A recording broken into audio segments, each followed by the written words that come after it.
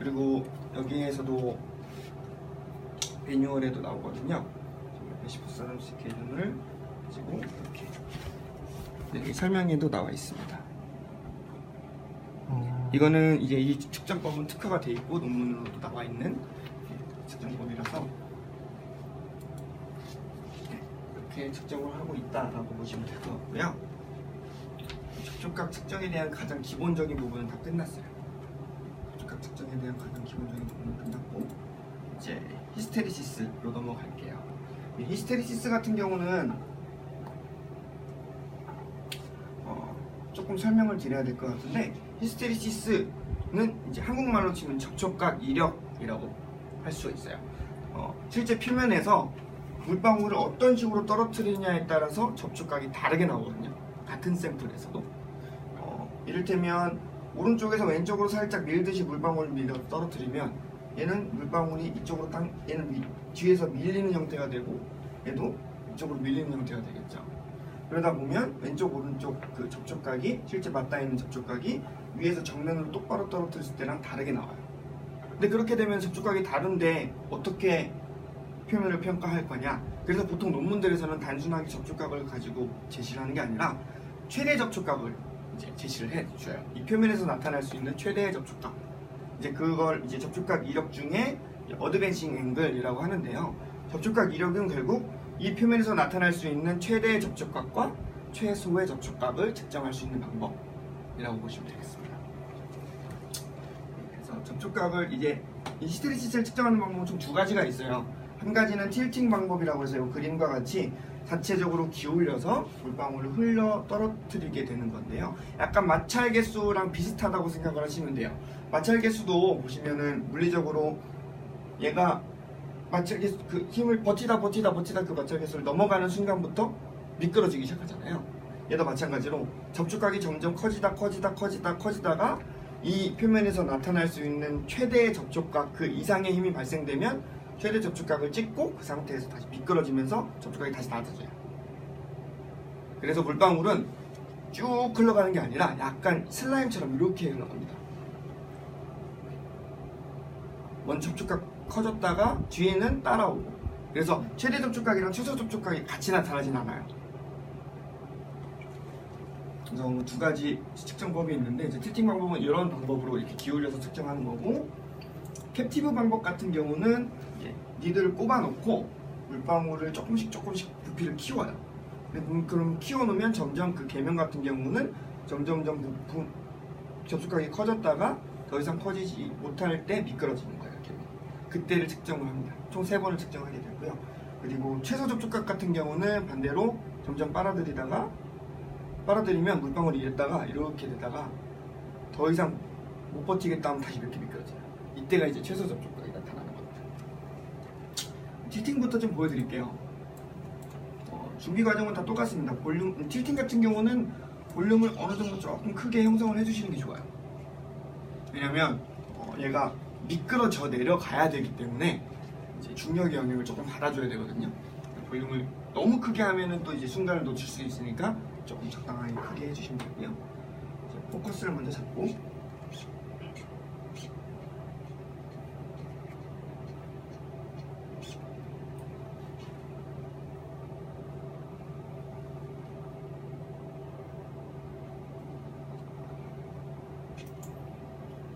그리고 베이스 라인을 잡아주시고요.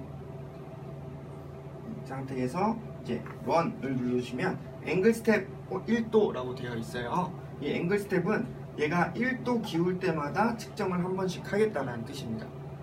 오른쪽에 이제 측정값이 계속해서 표로 나올 테고요. 위에는 그게 그래프가 자동으로 그려질 거예요. 보시면 그래서 이 부분이 이제 컨택트 앵글 라이트, 컨택트 앵글 레프트인데 이거는 이제 평균값이라고 보시면 되는데, 이거 측정할 때는 평균값이 전혀 의미가 없어요.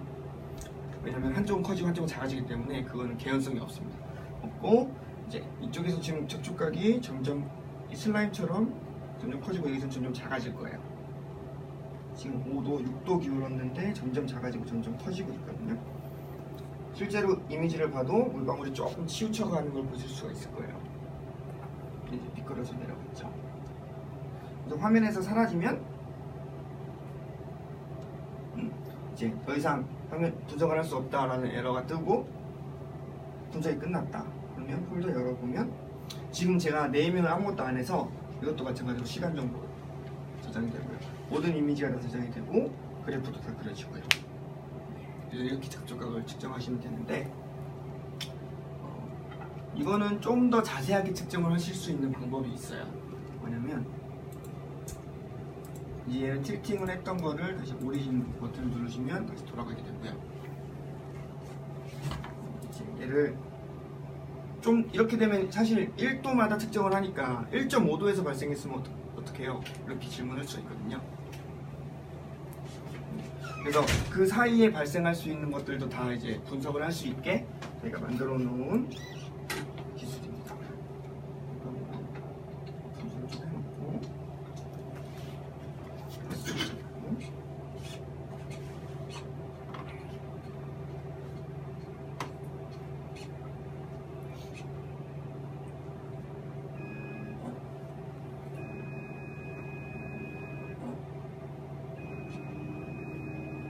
베이스라인을 잡아주시고요. 이 상태에서 두 개의 창을 켜주시면 돼요. 하나는 무비 어널리시스라는 버튼이 있어요.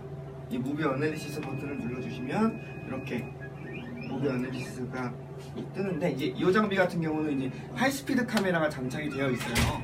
하이스피드 카메라가 장착이 되어 있다 보니까 최대 847프레임까지 측정이 가능합니다. 847프레임까지 가능하고 이 레코더 부분에 대해서 이 위의 게이지를 조절해 주시면 되고요. 이제 이걸 촬영하는 도중에는 하드에 바로 저장하는 게 아니라 램에다가 잠시 임시 저장을 하기 때문에 이 램 게이지가 다 줄어들 때까지 계속 촬영을 하시면 프로그램이 튕겨버려요. 램이 더 이상 사라지기 때문에. 그래서 프레임 이 FPS를 좀 크게 하시면 프레임 수를 좀 크게 하시면 녹화할 수 있는 기간이 좀 짧아져요. 그걸 잘 조절해서 사용을 하셔야 되고요. 일단은 저는 847프레임을 해볼게요. 이 상태에서 한 4 정도로 해서 한번 기울여 보겠습니다. 이제 레코딩을 누르시고요. 90도만큼 기울이면 내가 계속 기울면서 물방울이 지금 미끄러져 떨어져 내려갔거든요.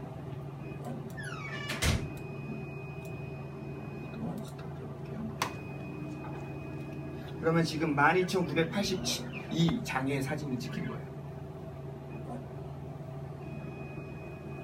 프레임 수가 크다 보니까 이제 캡처된 것도 큰 거죠. 1초에 847장을 찍는다라고 보시면 돼요. 그래서 얘를 램에 잠깐 저장했던 거를 이제 하드로 옮기는 과정이고요.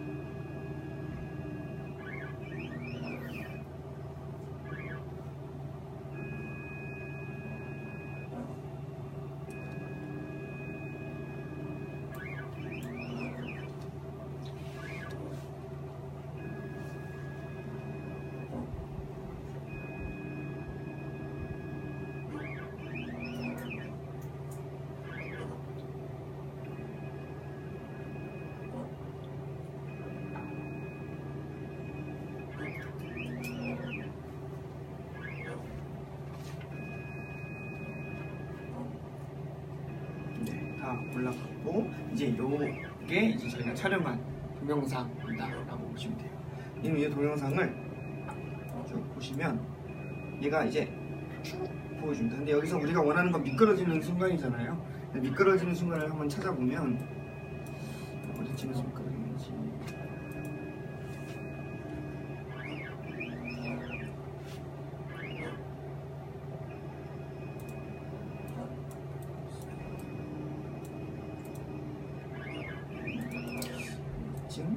여기서부터 미끄러지기 시작하네요.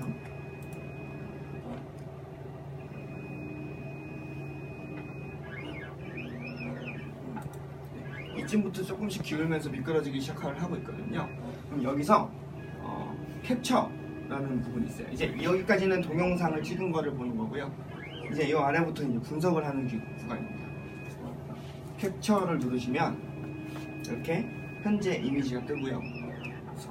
이 상태에서 베이스 라인을 잡아주셔야 되는데, 이거 같은 경우는 각 선을 좀 가까이 가져다 주시고, 선을 가까이 놓고 여기 보이는 리파인 베이스 라인이라는 버튼이 있어요. 캡처 바로 아래 이거 눌러주시면 이제 베이스 라인을 잡아주게 되고요. 그 상태에서 어느 프레임부터 어느 프레임까지 몇 프레임 단위로 쪼개서 분석을 할 거냐라는 부분입니다. 스타트 프레임은 지금 우리가